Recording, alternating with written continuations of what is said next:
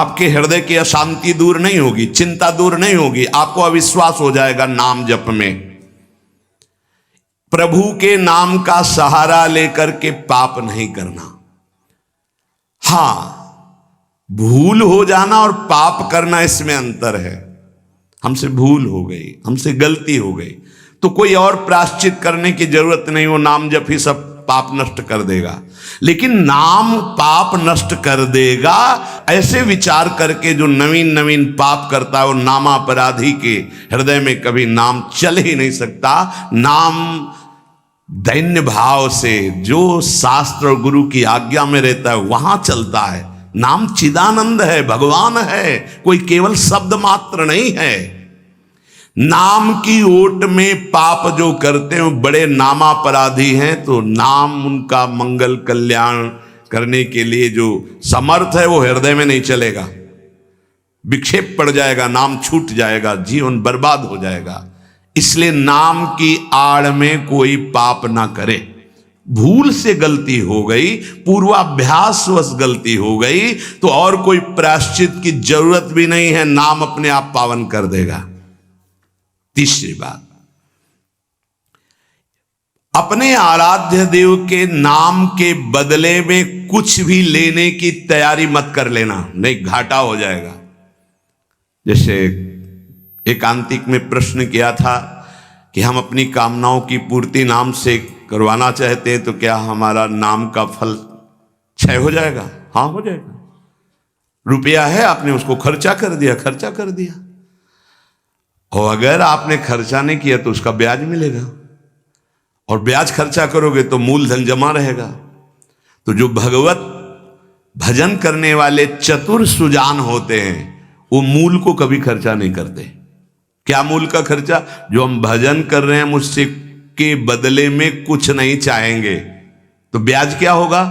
नाम आपकी व्यवस्था अपने आप बढ़कर करता रहेगा। जो आप मांगना चाहते थे उससे बढ़कर आप देख लेना, पहले नाम को तो एकत्रित करो। जब नाम रूपी धन एकत्रित हो जाता है तब बिना चाहे आगे से आगे भारी व्यवस्था होती रहती। सही पूछो तो केवल रोना आता है। इतना प्यार कौन कर सकता है प्रभु के सिवा? कैसे? आश्चर्य में, सर्वाश्चर्य में। कैसे तुम्हें वो वाणी की सामर्थ्य नहीं कि वो प्यार बताए? जो महापुरुष भगवान के समान हैं, सच्ची मानिए, व्यक्त अव्यक्त, वो आके दुलार करते हैं उस उपासक को जो केवल भरोसा ले लिया है प्रभु का, कोई कामना नहीं और नाम जप करता है। व्यक्त अव्यक्त महापुरुष आके दुलार करते तो एकांत में केवल रोना आता है कि प्रभु मुझ अधम पर इतना कैसे प्यार। ये सब ब्याज में हो रहा है, मूल तो आपका नाम धन जमा ही है। व्यक्त अव्यक्त महापुरुष दुलार करते हैं, बलिहार निहाल कर देते हैं प्रभु। अपने आराध्य देव के नाम के बदले में कुछ भी लेने की तैयारी मत कर लेना, क्योंकि बहुत घाटा हो जाएगा। जैसे महामणि के बदले में कांच लेने वाले को क्या कहा जाएगा? मूर्ख। ऐसे ही नाम जप के बदले में माया जनित कोई भी सौदा ले लिया तो घाटा हो जाएगा। एक तरफ नाम तुम्हारा है, एक तरफ संसार की भोग सामग्री नहीं चाहिए, पीछे पड़ी रहेगी। हर सुविधाएं आपके पीछे पड़ी रहेंगी। विश्वास कीजिए, एक बार परीक्षा में पास हो जाइए, आपके सामने है, आप नाम के बदले में ले लीजिए। नहीं, वो तो वस्तु मिलेगी ही जो नाम के बदले में कह रहे थे। नाम तुम्हारा सुरक्षित बचा रहेगा।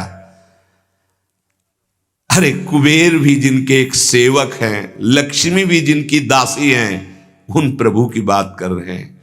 उन प्रभु को अधीन करने वाला नाम है, उसके बदले में कुछ लोगे तो घाटा हो जाएगा।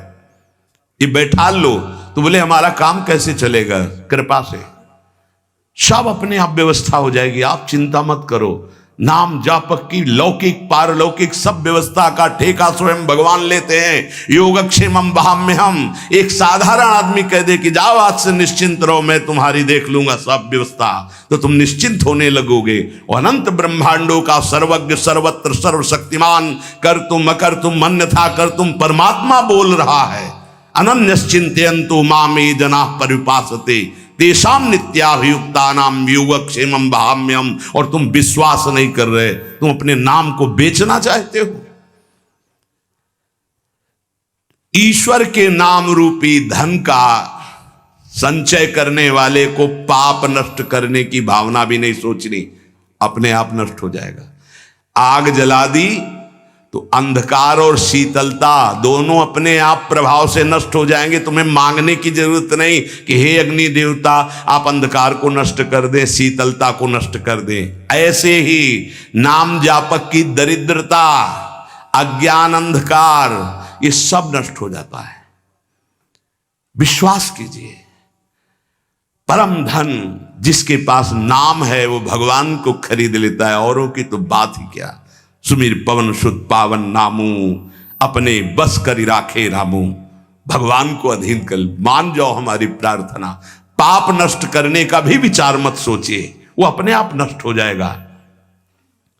चौथा, अपने आराध्य देव के नाम से बढ़कर और कोई साधन मान लेना, तभी नाम छूट जाएगा। हमारे सेवक जी महाराज ने वृंदावन बाद में आए, पहले वृंदावन प्रकाशित कर लिया गढ़ा जबलपुर में। वो लिख रहे हैं, श्री हरिवंश नाम हमारा जीवन सर्व सुखधाम परम मंगल सर्वस्व प्रदान करने वाला है। श्री हरिवंश नाम नित कहो, नाम प्रताप नाम फल लहो, नाम हमारी गति सदा। हरिवंश नाम बिसरे न छिन, श्री हरिवंश सहाय भल। हरिवंश हरिवंश हरिवंश। तो आचार्य आ गए, निज मंत्र दे दिया, वृंदावन प्रकाशित हो गया, नित्य विहार लीला में प्रवेश हो गया, सब नाम से हो गया। तब आए वृंदावन। अपने परम प्रीतम के नाम के आगे फिर कोई साधन नहीं। अगर किसी अन्य साधन में महत्व बुद्धि हो गई तो नाम छूट जाएगा। नाम सिद्ध करने के ये उपाय हैं, बहुत बड़े महापुरुषों के वचन हैं। हमारे को जो गुरुदेव ने नाम दिया, इससे बड़ा कोई साधन नहीं। सब सेवा आदि चल, पर नाम नहीं छूटेगा। अगर हम किसी अन्य साधन पर महत्व बुद्धि कर लेंगे तो नाम छूट जाएगा। पांचवा, नाम जापक को दिखावा बिल्कुल नहीं करना चाहिए। नाम में एक रोग लग जाता है दंभ का, बनावटी पना। जहां दंभाया तो नाम अंतर ध्यान हो जाता है, दाम्भिक की प्रापंचिक गति हो जाती है, प्रपंच में फंस जाता है। इसकी कई बार संकेत में चर्चा हुई है। ये दंभ बहुत हानिकारक है। प्रभु का नाम प्रभु के प्रेम के लिए, केवल प्रभु को रिझाने के लिए है। अगर कहीं बनावटीपना, दिखावटीपना आ गया, दूसरों को प्रभावित करने की बात आ गई तो दंभ आ जाएगा। यह दंभ बहुत बड़ा आपका परमार्थ नाशक रोग है। ये बड़े बड़ों के अंदर आ जाता है। इस बात का पता लगना बड़ा कठिन हो जाता है कि दंभ आ गया है। इस दंभ के दोष से बचने के लिए किसी महापुरुष के अनुशासन में रहने की आवश्यकता है। इस दंभ को हम विनोद भाषा में कह सकते हैं बगुला भक्ति, दिखावटीपना। बगुला एक टांग पे खड़ा है, ऐसा लग रहा है जल में समाधिस्थ हो रहा है, लेकिन उसकी दृष्टि मछली पे है, वो समाधिस्थ नहीं है। और जहां मछली आई खट्ट से कहा, फिर वैसे बैठ गया। जिसकी दृष्टि विषय भोग पर होती है, विषयों पर होती है, मान प्रतिष्ठा पे होती है, वो दंभ भक्ति में लग गया, अब वो नष्ट कर देगा। दंभ दोष से बचना बहुत आवश्यकता की बात है। जिसको अंदर से नाटक करने का स्वभाव बन गया है, मान बड़ाई प्राप्त करने के लिए, अपने को सिद्ध बताने के लिए, वो दंभी हो जाता है। दंभी किसी और को धोखा नहीं दे रहा है, वो अपने आप को धोखा दे रहा है। वो बहुत ही मूर्खतापूर्वक अपने धन को खो रहा है। सर्वदर्शी भगवान को भला धोखा कौन दे सकता है? हम कह सकते हैं कि वो धूर्त जो दंभ और पाखंड कर रहा है, वो अपनी वासनाओं की पूर्ति के लिए सिद्ध बनना चाहता है, वो बहुत बुरी तरह भ्रष्ट हो जाता है।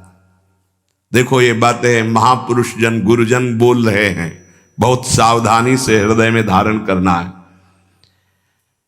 जो दंभी होता है वो पाप करने से संकोच नहीं करता, उसका पाप चिरमित्र बन जाता है, चिरंजीवी मित्र। मतलब जब तक जिएगा पाप करेगा। बहुत ये चूक हो जाती है, दंभ नहीं होना चाहिए। गलती हो जाए हम हृदय से स्वीकार करते हैं, आगे बढ़ जाओगे। अब हम तो भजन करते हैं, भजन के बल से सारे पाप नष्ट कर देंगे, या किसी भी तरह का कोई नाटक प्रदर्शन करना, बहुत जोर का दंभ बढ़ जाता है। ऐसे नाटक होने लगते हैं कि लगता है भगवान इनको औषधि की जरूरत है, पक्का दिमाग खिसक गया है, इनको औषधि की जरूरत है। ऐसा शास्त्र सम्मत सिद्ध नहीं होता। खूब भगवदानंद में ब्रह्मानंद में डूबे हुए सिद्धों के दर्शन किए हैं। दंभ अपने आप को भुलावे में डाल करके नष्ट कर देता है। दंभी को पापों से घृणा नहीं होती, दंभी को दिखावे में बहुत रति हो जाती, जिससे लोग कहें। देखो जब सच्ची भक्ति करोगे तुम्हें लोग कहेंगे भक्त, भजनानंदी, या कोई महान शब्द से संबोधन करेंगे तो तुम्हें चुभेगा, तुम्हें संकोच होगा, तुम्हें कैसा लगेगा कौन सा पाप बन गया कि मैंने ये बात अपने कान से सुन ली। सच्ची कहते हैं